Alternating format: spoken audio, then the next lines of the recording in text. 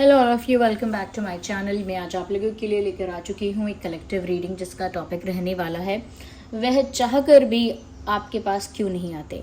यानी कि आपके जो पर्सन है, लव इंटरेस्ट है, पार्टनर है, अगर वो आपको पसंद करते हैं, चाहते हैं आपको, तो फिर वह आपके पास क्यों नहीं आते हैं, आपके पास आने से कतराते क्यों हैं, किस बात का डर है, कैसी रुकावट है, कैसी हेजिटेशन और झिझक है, ये जानेंगे। रीडिंग जनरल है, कलेक्टिव है, सभी ज़ोडिएक साइंस के लिए है, हर उम्र के व्यक्ति के लिए है, टाइमलेस है। जब भी आप इस वीडियो तक पहुंचेंगे आपके साथ तभी रेजोनेट करेगा, फिर चाहे आप इस वीडियो तक कितने भी समय बाद क्यों न पहुंचे हों। ओके व्यूअर्स, ये रीडिंग मेल फीमेल दोनों के लिए है और क्योंकि टाइमलेस है, आप जब भी इस वीडियो को देखेंगे आपके साथ रेजोनेट करेगा। और अगर किसी भी तरह से आप इस वीडियो तक पहुँच गए हैं ना, तो डेफिनेटली इसमें आपके लिए कोई ना कोई मैसेज है, तभी आप यहाँ तक पहुँचे हैं। व्यूअर्स, एक और बात यहाँ पर कि ये रीडिंग जो है वो जनरल है, कलेक्टिव है, इसीलिए ओपन माइंडेड होकर सुनिएगा और खुद को ज़बरदस्ती रीडिंग में फिट इन मत कीजिएगा। जितना रेजोनेट होता है उतना ही एक्सेप्ट कीजिए and leave the rest. Let's start. देखते हैं चाहकर भी वह आपके पास क्यों नहीं आते या क्यों नहीं आती। आई थिंक व्यूअर्स, ऐसा लगता है कि ये जो भी करना चाहते हैं प्रॉपर प्लानिंग के साथ करना चाहते हैं। पहली चीज़ तो ये, they don't want to take any step without planning or strategizing। बिना प्लान किए, बिना सोचे समझे, बिना एक स्ट्रैटेजी बनाए या बिना एक प्लान बनाए वो आपके पास नहीं आना चाहते हैं। ऐसा लगता है कि आपकी तरफ एक कदम बढ़ाने से पहले भी बहुत ज़्यादा उन्हें सोचना पड़ता है, बहुत ज़्यादा प्लानिंग करनी पड़ती है, बहुत सारे कॉन्सिक्वेंसेस सोचने पड़ते हैं कि अगर ऐसा करेंगे तो क्या परिणाम होगा, वैसा करेंगे तो क्या परिणाम होगा, कैसे कैसे परिणाम आ सकते हैं, ये उन्हें पहले से सोचना पड़ता है। और पहले से सोचना पड़ता है इसीलिए बहुत ज़्यादा ओवर एनालाइज करते हैं सिचुएशन को, ओवर स्टडी करते हैं सिचुएशन को, ओवर ऑब्जर्व करते हैं। और ऐसा लगता है कि अभी भी कोई प्लान नहीं है और पूरा रोड मैप नहीं है इनके पास कि अगर एक स्टेप लेना है तो फिर आगे क्या करना है, दूसरा स्टेप लेना है तो फिर अब आगे क्या होगा। उनके पास वो पूरी कह सकते हैं पूरी प्रिपरेशन नहीं है, पूरी तरीके से तैयारी नहीं है। तो एक ये रीज़न है, वन ऑफ द रीज़न है जिसकी वजह से एकदम से कुछ नहीं करते हैं, ये आपके पास आते नहीं हैं कॉन्फिडेंटली। क्योंकि कॉन्फिडेंस तभी आएगा जब इंसान की तैयारी पूरी होगी, इंसान का प्लान फुल प्रूफ होगा, उसका विजन क्लियर होगा कि उसे अब आगे क्या करना है। लेकिन ये एक ऐसी स्टेज पे है जहाँ पर ये सोच रहे हैं, एनालाइज कर रहे हैं, प्लान बनाते भी हैं, आइडिया भी आता है, फिर उस आइडिया को डिस्कार्ड करते हैं, दूसरा आइडिया आता है तो मुझे लगता है थिंकिंग मोड में ये इंसान ज़्यादा है, या कह सकते हैं प्लानिंग मोड में ये इंसान ज़्यादा है।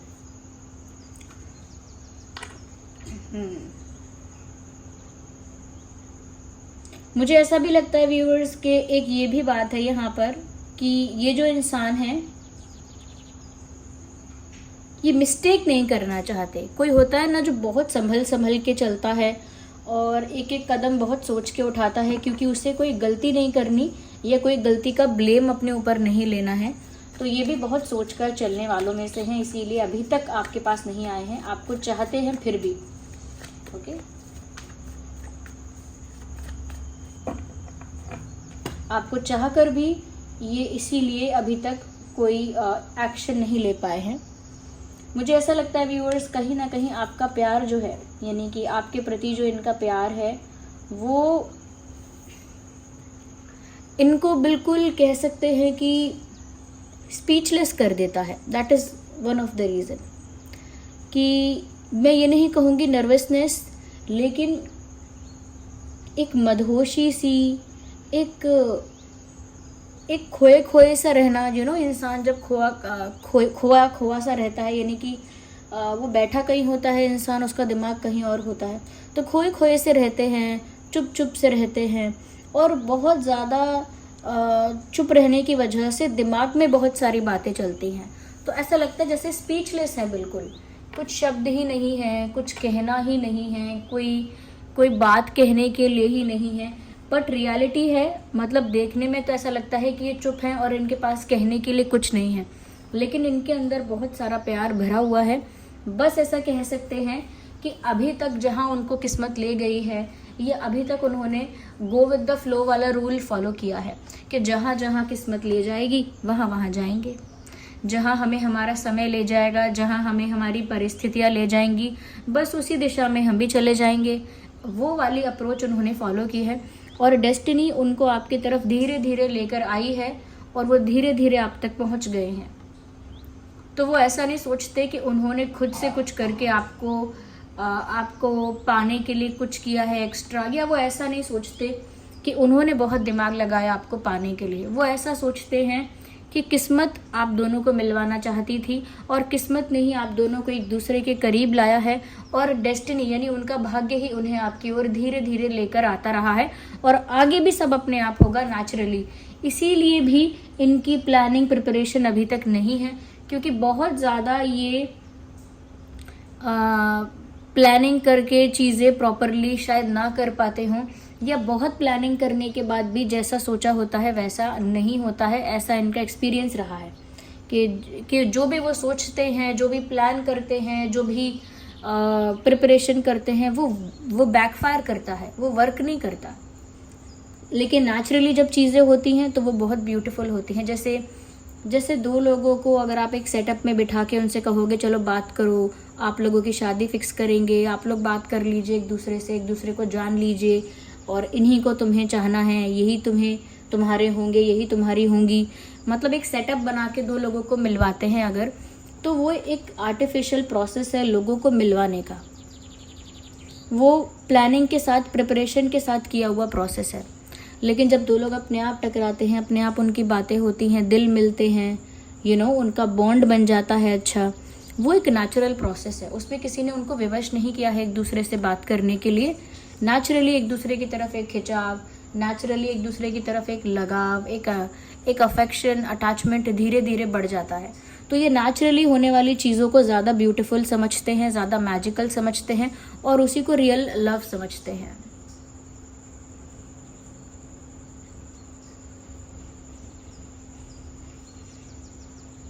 यस, वही ट्रू लव है इनके लिए। और इसी वजह से बहुत ज़्यादा भाग्य पर छोड़ के रखी इन्होंने चीज़ें, यूनिवर्स पर, डेस्टिनी पर छोड़ के रखी और अब तक आपके पास नहीं आए। अब जो प्रिपरेशन करना शुरू किया है तब भी उनको लगता है पता नहीं इसका परिणाम क्या होगा, उसका परिणाम क्या होगा, इसीलिए अभी तक भी नहीं पहुंच पाए हैं आप तक। बट अंदर से उन्हें फेथ है कि डेस्टिनी जैसे धीरे धीरे आपकी ओर उनको लेके आई है, आगे भी किस्मत उन्हें आपकी ओर ले जाएगी, ऐसा उन्हें विश्वास है। यहाँ पर ऐसा भी लगता है व्यूअर्स, कहीं ना कहीं कुछ तो है जो अब इन्हें भी फेस करना है, इसीलिए ये चाह कर भी, यानी आपको चाह कर भी आपसे दूर हैं, क्योंकि कुछ तो इन्हें भी फेस करना है, कुछ तो इनके भाग्य में भी है, कर्मा कह लीजिए, कुछ इनके लाइफ में भी ऐसा है लिखा जो इन्हें भी फेस करना है। तो व्यूअर्स, ये जो सेपरेशन है, ये जो डिस्टेंस है, ये कह सकते हैं कि आप दोनों यूनियन में हैं ही नहीं, आप दोनों के बीच एक गैप है, आप दोनों के बीच एक दूरी है। वो कहीं ना कहीं डिज़र्व भी करते हैं ये दूरी, वो आपको आसानी से हासिल करना डिज़र्व नहीं करते। किस्मत उन्हें अभी बहुत पापड़ बिलवाएगी, यानी पापड़ बेलना यानी स्ट्रगल करना। किस्मत अभी उन्हें और स्ट्रगल करवाएगी, थोड़े से कार्मिक अकाउंट्स सेटल करवाएगी, थोड़े से जो उन्होंने गलती से या जान के गलत कर्म कर दिए इस लाइफ में या पास्ट लाइफ में, वो सारे सेटल होंगे, कर्मा रिलीज होगा, देन शायद आप लोगों का यूनियन पॉसिबल हो पाएगा, या फिर ये आप तक पहुंच पाएंगे, या फिर यूनिवर्स ऐसा कुछ करेंगे जिसकी वजह से आप दोनों साथ हो पाएंगे। तो अभी ये डिज़र्व भी नहीं करते हैं। ऐसा नहीं है व्यूअर्स कि आप डिज़र्व नहीं करते हो या आपका कोई फॉल्ट है यहाँ, no, it is just that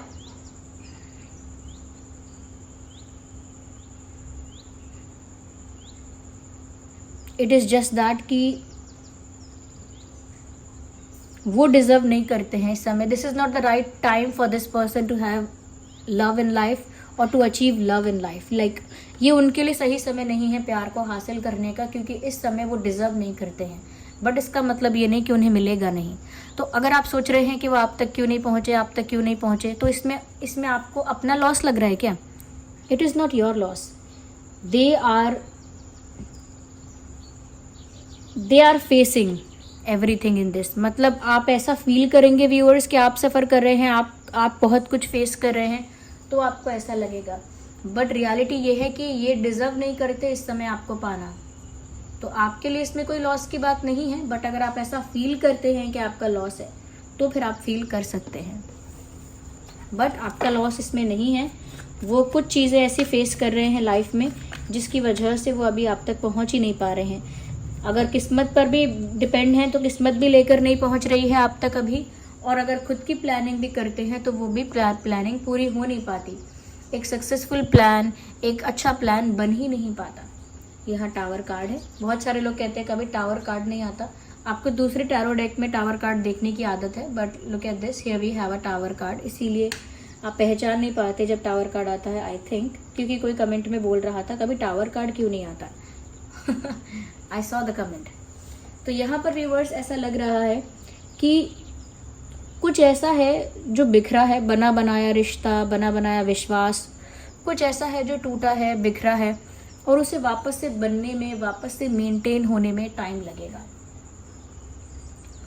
आप दोनों के बीच का प्यार हो सकता है जो बिखर गया है, टूट गया है। एक सपनों की दुनिया उन्होंने बनाई थी, अब वो बिखर गई है, टूट गई है, तो उसे वापस बनने में टाइम लगेगा। Things will take time. उन्होंने सपनों का एक महल बनाया था, एक ड्रीमी वर्ल्ड बना लिया था, बहुत सारी एक्सपेक्टेशंस रखी थी, और अब डेस्टिनी इन्हें जो खेल दिखा रही है तो वो सब कुछ इनको टूटा हुआ सा लग रहा है, सब कुछ बिखरा हुआ लग रहा है। लेकिन वो वापस भी क्रिएट होगा, और उससे अच्छा क्रिएट होगा। पहले जो था उससे बेटर ही कुछ क्रिएट होगा, उससे अच्छा ही कुछ क्रिएट होगा, लेकिन उसमें टाइम लगेगा। Things will not happen just like that. सब कुछ ऐसे ही नहीं हो जाएगा, इसमें समय जाएगा। और ये जो समय जा रहा है यही एक और कारण है जिसकी वजह से वो आपको चाह कर भी अब तक आपके पास नहीं पहुँचे हैं, क्योंकि जो उनके सपने टूटे हैं, उम्मीदें टूटी हैं, उनके कह सकते हैं कि इच्छाएं जो उनकी टूटी हैं, okay,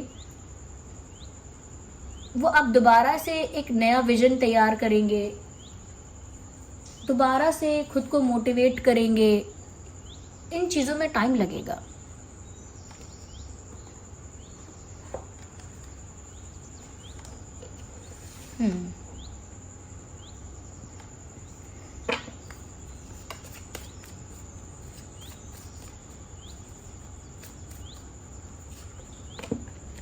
I think even if they are not coming to you, अगर ये आप तक आ भी नहीं रहे हैं, आप तक पहुँचे भी नहीं हैं, तो इस चीज़ का डर अपने अंदर से निकाल दीजिए कि किसी और को डेट कर रहे होंगे या किसी और को पसंद कर लेंगे। No, they are very loyal to you emotionally ये आपको लेकर बहुत ज़्यादा लॉयल हैं, और किसी और की तरफ कोई अटैचमेंट नहीं है, ना किसी और को डेट कर रहे हैं, और आपको लेकर काफ़ी ज़्यादा, मैं कहूँगी, फोकस्ड है और काफ़ी ज़्यादा लॉयल हैं आपके प्यार को लेकर।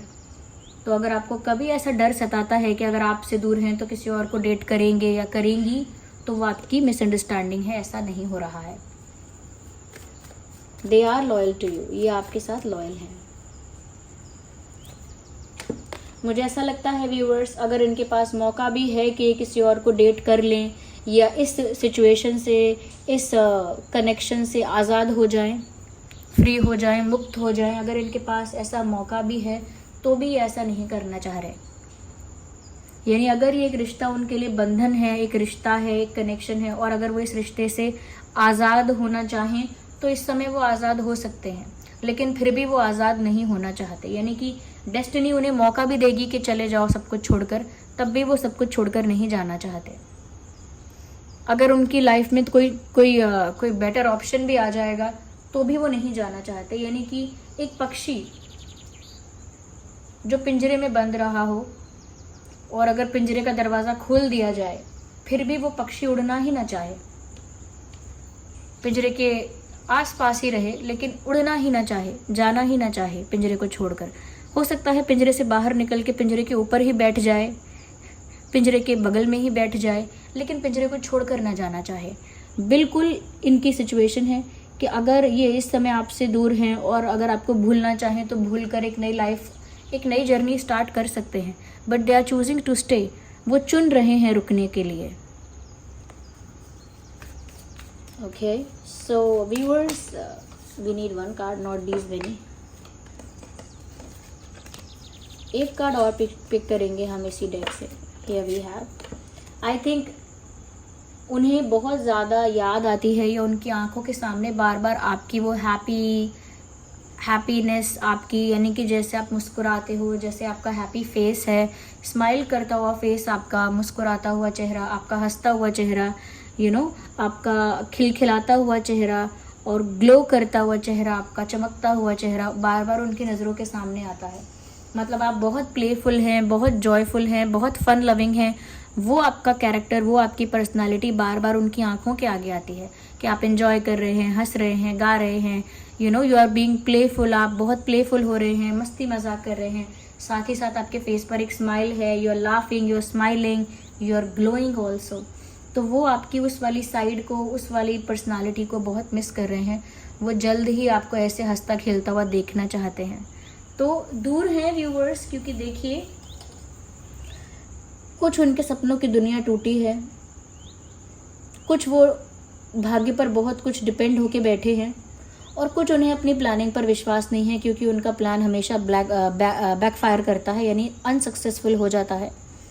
और दूसरी बात ये भी है कि कुछ कर्मा सेटल हो रहा है, इसीलिए इस समय ये आपको डिजर्व नहीं करते. It is not your fault. So this was the reading. यहाँ पर साइंस जो है, मैं कह सकती हूँ फायर साइन ज़्यादा प्रोमिनेंट है. आपका या उनका फायर साइन हो सकता है तो ज़्यादा प्रोमिनेंट है. वैसे बाकी तो ये सभी ज़ोडिएक साइंस के लिए है. So thank you so much, आपने अपना प्रीशियस टाइम दिया और इतने प्यारे प्यारे कमेंट्स करके मुझे अप्रिशिएट किया, कॉम्प्लीमेंट किया और इतने प्यारे प्यारे कमेंट्स किए हैं. Thank you so much viewers. जब मैं पढ़ती हूँ तो मुझे बहुत अच्छा लगता है.